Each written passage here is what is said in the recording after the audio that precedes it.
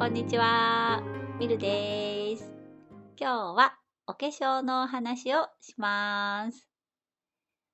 学生の頃なんですが、お化粧はマナーの一つですよと教わりました。社会人になったら、社会人というのは学校を卒業して働くようになったらですね。社会人になったらお化粧をしないと恥ずかしいんですよ。お化粧をしないで会社に行くのはマナー違反ですよっていうことを教わったんです。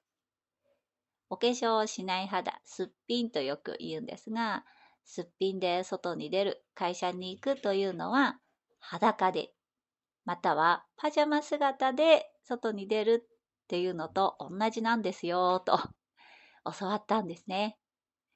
そして学校にお化粧品のね、化粧品メーカーの人たちが来て、お化粧のやり方を教えてくれました。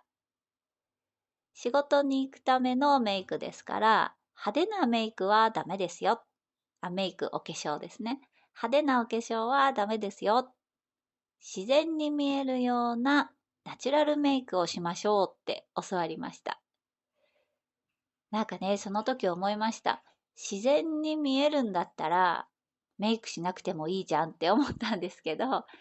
自然に見えるように、でも顔色が良くなるようにね、お化粧をしましょうということだったんですね。で、眉毛の整え方とか、アイシャドウの色、アイラインの引き方、頬につけるチークの色とかね、入れ方、口紅の色、口紅のね、つけ方、もうね、すごく細かく教えてくれました。なので、多くの人にとってお化粧をするというのはね、身だしなみの一つ、マナーの一つであるんじゃないかなと思います。どうでしょうか？お化粧好きですか？私はね、好きでお化粧、お化粧をするとなんかこう、背筋がピンと伸びるようなね、そんな気がしてました。お化粧するとなんか仕事モードに入るというか、家でね、こう、ゴロンゴロンしている自分ではなくて、背筋が伸びてね、外で何かをするとか、自分の気持ちがこう切り替わるんですよね、お化粧ってね。で、昔ね、同僚が、お化粧はね、戦闘服だと言っていました。お化粧すると、なんかこう、お化粧をして、こう、外で戦うみたいなね。で、帰ってきて、お化粧を取ると、ああ、と、やっと休める、みたいなね。そんな意味がね、お化粧にはあるって言っていた人もいましたし、大好きだからね、お化粧するのが大好きで、いろんなこう、お化粧するのが好きで、いろいろこう買ってね、楽しむ人もいるし、まあ、お化粧いろいろですよね。だけどね、その学生の時は、こう会社員にな、社会人になったら、お化粧をしないと恥ずかしいというふうに習ったんですね。すごくね、その時びっくりしました。で、これなんでかなって思ったんですが、江戸時代もね、身分によってお化粧を変えていたんですね。お化粧というかですね、結婚したら女性はお歯黒といって歯を黒くするとか、子供が生まれたら眉毛をするということをして、私は結婚してますよとか、私には子供がいますよということを表していたんですね。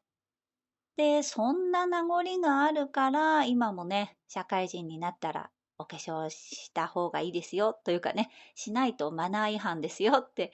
言われてしまうのかななんてふと思いました。あとね、面白いのが、関西と関東のメイクの違いですね。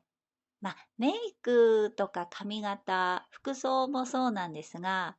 こう私のね、勝手な印象なんですけど、違うんですよね。もちろんね、人それぞれメイクも髪型もね、全部違うんですけど、こう、関西風、関東風みたいな感じで、ちょっとね、なんかこう、違うんですよ。私の中でね。関西はすごく華やか。もうね、色もいろんな色を使って、こう、髪型も、昔、名古屋巻きというのを雑誌で見たことあるんですよ。関西の女性はこういう髪型をするみたいなね。で、その名古屋巻き、昔って20年ぐらいね、前なんですけど、その名古屋巻きというのがね、すごくゴージャスなんですよ。長い髪の毛に大きなね、こうカールをつけた髪型なんですけど、これ自分ではちょっとなかなかやらないよなっていうような、もうね、本当にわあ、華やかだなっていうような印象を持ったことを覚えています。で、一つね、京の雅と江戸の粋という言葉があるんですが、聞いたことありますか？京の水と江戸の粋ともね、言うんですけど、で、これ、なんかこう諸説あって、こう昔ね、こうちらっと聞いた話で印象に残っていた言葉なので、ちょっとね、誰が言ったかとかっていうのが、こうわからないんですけど、今日の水の水とね、江戸の粋の粋、同じ漢字なんです。水というのはね、純粋の水ですよね。水。今日の水、水と読むと、水と音が同じなんです。吸うんですね。空気を吸う。だからこう、足していくという美意識だと言うんです。白いね、肌にするために粉をたくさん重ねて肌を白くして、口紅を塗って、そして着物もね、たくさんの色を重ねて、どんどん足していく。これが美しいという美意識を持っていると。で、江戸の粋というのは、息ですね。息と同じ読み方。で、息というのは、こう空気を吸って吐いた時に息になりますよね。なので、こう吐く、出すですね。あんまりね、こう重ねるのではなくて、出していく。これがね、美しいという美意識。出すっていうのは、こう不要なものをね、取り除いていく。これが美しいという美意識だそうなんです。だから京の水と江戸の粋っていう言葉らしいんですが、面白いなーって思いました。粋とは何かっていうことになるんですけど、息のようにね、出す、ためない。例えばね、酔い越しの金は持たないなんていう言葉があるんですけど、これはその日稼いだお金はその日に使う。貯めておくなんてね、粋じゃないっていうのがね、そういう江戸っ子の気質だっていうことなんですけど、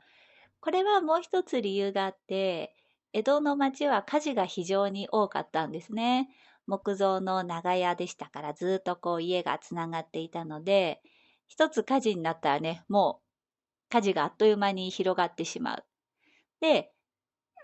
いくらね、お金を貯めておいても、火事になったらね、次の日お金はなくなってしまうんだから、今日稼いだお金は今日使ってしまう。貯めるのは粋じゃない。これが、酔い越しの金は持たないのが粋なんだっていうね、考え方があったそうです。あとは、町の人たちですね、庶民。庶民は着物の生地とか色が決められていたそうなんです。こう派手な色を使うのはいけない。上質なね、生地を使ってはいけないっていうね、そういう禁止令が出ていた時期があって、使える色というのが茶色とネズミ色だったそうなんですよ。その決められた茶色とネズミ色の中でおしゃれを楽しもうということで、いろんな茶色を作ったんですね。